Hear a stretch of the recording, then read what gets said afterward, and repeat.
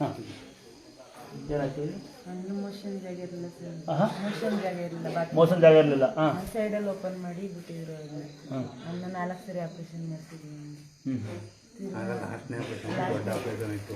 ಅವಾಗ ಬಂದು ತಾಯಿ ಹತ್ರ ಬೇಡ್ಕೊಂಡು ಏನು ತೊಂದರೆ ಜನಗಳ ಹತ್ರ ನೀವು ಸ್ವಲ್ಪ ದುಡ್ಡು ನಾನು ಕೊಟ್ಟಿದ್ದೆ, ನಾನೆಲ್ಲ ಭಕ್ತರು ಕೊಟ್ಟಿದ್ದು, ನಾವು ಕೊಟ್ಟಿದ್ವಿ. ನೀವು ಭಕ್ತರು ಕೊಟ್ಟಿದ್ದು, ನಾವು ನಿಮಗೆ ಕೊಟ್ಟಿದ್ವಿ. ಒಂದು ಹುಷಾರಾಗಣ ಈ ಪಾಪ ಹುಷಾರಾಗಿದೆ ಅಂತ ದೇವಸ್ಥಾನ ನೀವು ಕೊಟ್ಟರೆ ಭಕ್ತರು ನೀವು ಕೊಡೋ ದುಡ್ಡು ನಾನು ಸ್ವಲ್ಪ ಕೊಟ್ಟಿದ್ದೆ. ನಾನು ಕೊಟ್ಟಿದ್ದೆ ಅಂತ ಏನು ಹೇಳ್ಕೊಂಡು ಅವಶ್ಯಕತೆ ಬೇಡ. ಭಕ್ತರು ನಾನು ಕೊಟ್ಟು ನಾನು ನಿಮಗೆ ಕೊಟ್ಟಿದ್ದೆ. ಎಲ್ಲಕ್ಕಿಂತ ಇಂಪಾರ್ಟೆಂಟ್ ಲೈವಲ್ಲಿರೋರು ಮತ್ತು ಎಲ್ಲರೂ ಈ ಮಗು ಚೆನ್ನಾಗಲ್ಲ ಆಶ್ರಮ ಮಾಡಿದ್ದಾರೆ.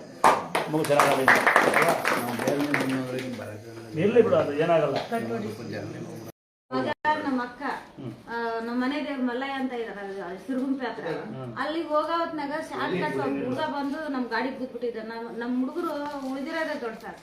ಆ ತಾಯಿ ಅವ್ರಿಬ್ರು ಮಕ್ಕಳು ಮುಂದೆ ಸ್ಟಿಕ್ಕರ್ ಹಚ್ಚಿದ್ದೀನಲ್ಲಣ್ಣ, ಆ ಮಕ್ಕಳು ಇಬ್ರು ಕೆತ್ತಾರ. ನನ್ನ ಮಗಗ ನಮ್ಮ ಅಕ್ಕಗೆ ಏನೇನಾಗಿಲ್ಲ.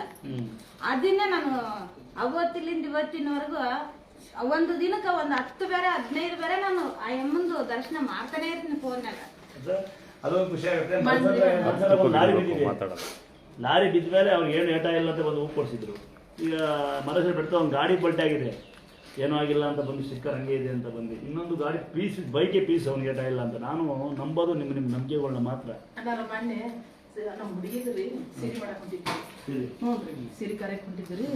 ಹೊಂಟಿಂದ ಅದು ಹಿಂದೆ ಟ್ರ್ಯಾಕ್ಟರ್ನ್ಯಾಗ ರೀ ಇದಾಗ್ರಿ ಟಾಟಾ ಎಸ್ನ್ಯಾಗ ಹಿಂದೆ ಕುಂತಿದ್ರಿ 3 ಜನ ಗಂಡಸರು ಗಂಡು ಕುಂತಿದ್ರಿ. ಕುಂತಿಂದ ಆತ ಇದ್ದ ಬಸ್ ಬಂದ್ರಿ.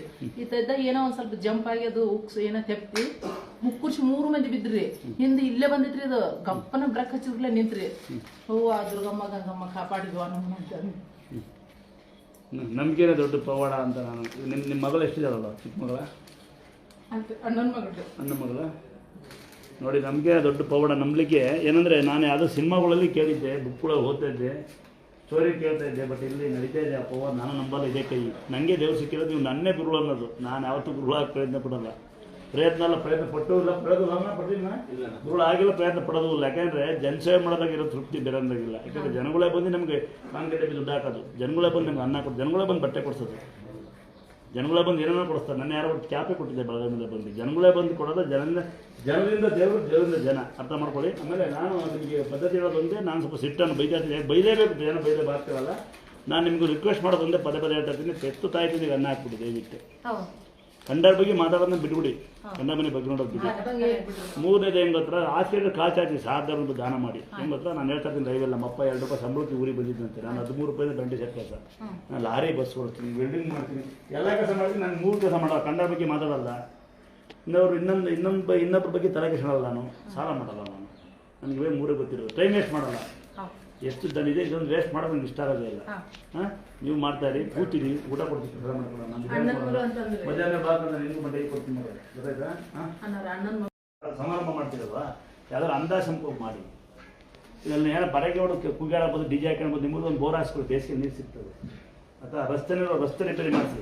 ಸಾಧ್ಯವಾದರೆ ಏನು ಮಾಡ್ತೀರಾ ಅಂದರೆ, ಎಷ್ಟು ಸಹ ಅಷ್ಟೇ ಏನು ಮಾಡ್ತೀರಾ ಅಂದರೆ, ನೀವು 1000 ರೂಪಾಯಿ ಊಟ ಮಾಡ್ಕೊಂಬಂದು ಶ್ರೀಮಂತರಲ್ಲ, ದೊಡ್ಡ ಕಾರ ಬರೋದು ಶ್ರೀಮಂತರು ಅಲ್ಲ, ದೊಡ್ಡ ಮನೆ ಇರೋದು ಶ್ರೀಮಂತರು ಅಲ್ಲ, ಯಾರು ಮನೆ ಒಳಗೆ ಉಣ್ಣಲ್ಲ, ಖಾರ ಕರ್ಕೊಂಬರಲ್ಲ. ಸಾಧ್ಯವಾದರೆ ಏನು ಮಾಡ್ತೀರಾ, 900 ರೂಪಾಯಿ 1000 ರೂಪಾಯಿ ಬಿಲ್ ಮಾಡಿ ಒಂದು ಓಮ್ ಅಂತ ಇಲ್ಲ ಅನ್ನ ಬಿಸಾಕಿ ಬರೋ ಬದಲು 900 ಮಾಡಿ 100 ರೂಪಾಯಿನ ಬೇಡ 10 ರೂಪಾಯಿನ ಆಚೆ ಕಡೆ ಕೈಯಿಂದರಿಗೆ ಕಾಲಿಂದರಿಗೆ ದುಡಿಯೋಕೆ ಆಗದಂಥ ಪ್ರಭಾವಿಗೆ ದಯವಿಟ್ಟು ದಾನ ಮಾಡಿ. ಅವರು ನಿಮ್ಮ ಅನ್ನನ, ನೀವು ಕೊಡೋ ಅನ್ನನ, ನೀವು ಕೊಡೋ ದುಡ್ಡಲ್ಲಿ ಇವತ್ತು ಊಟ ಮಾಡ್ತಾರೆ.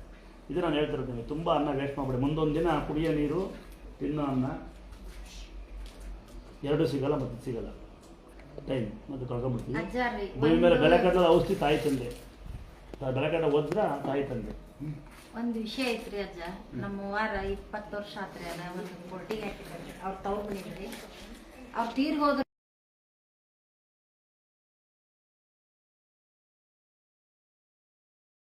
ಅದ ಆಗೋದೆಲ್ಲ ಕೈ ಬಿಟ್ಬಿಡಮ್ಮ ಅಂದ್ರೆ ನಾ ಬಿಟ್ಬಿಡ್ತೇನ್ರಿ ಅಜ್ಜ. ಇಲ್ಲವಾ ನಿಮಗೆ ಬರೋದು ಬರ್ತೈತೆ ಅಂದ್ರೆ